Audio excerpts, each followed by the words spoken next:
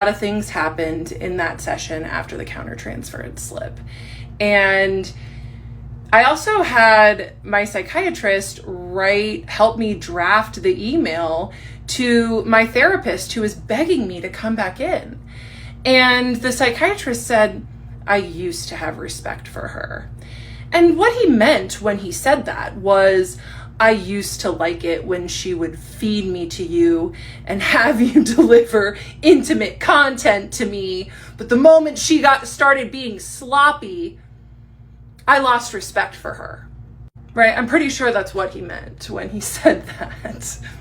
And people have asked if they were connected. Surprisingly, they were not.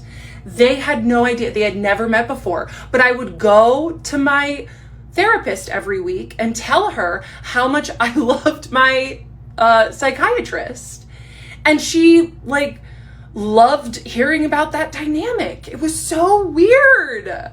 So he helped me draft the email to that therapist to say, look, if I were to end up coming back, it'd be more for you than for me. And more on that in a later part. So then I read him a text from my longtime ex-boyfriend, who he had originally really liked, but I think my psychiatrist preferred me single. Because my ex-boyfriend, as most ex-boyfriends do, was begging me to come back into his life too.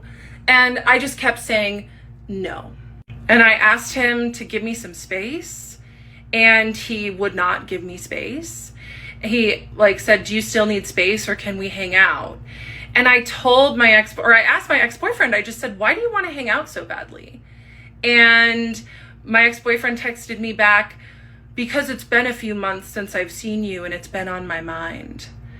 And I was reading this text exchange to my psychiatrist in session, and I read what I responded to that weak line about why he wanted to see me. And I said, my self-respect is much higher these days than when we were in a relationship. I am only interested in accepting invitations for my time and attention that value me and recognize my worth. Being on your mind is not an acceptable invitation, and I decline. And my psychiatrist just looked at me and said, I bet your ex had to read that twice. And this was another thing about the psychiatrist, okay? He couldn't ever just give me a regular compliment.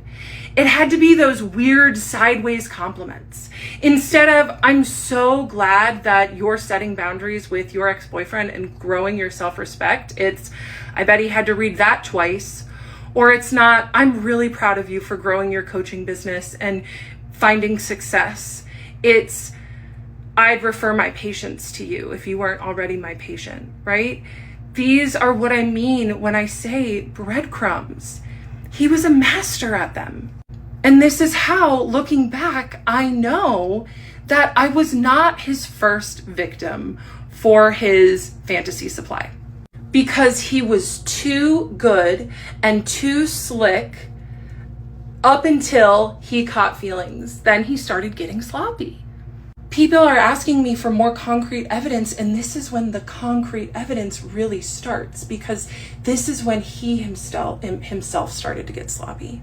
Because what was happening was, when I had started to see him 3.5 years before, I was a nearly perfect supply source for him. Because what did I have? I had low self-esteem, boundary issues, daddy issues, so I put him on a pedestal. I know a lot of you ladies out there can understand that with men in positions of power. And he went right to work exploiting me, right to work grooming me. And he was very successful at it. So he was in a paradox, right? Because he loved watching me get stronger because I gave him better intellectual supply, but I also threatened the supply source. A lot of things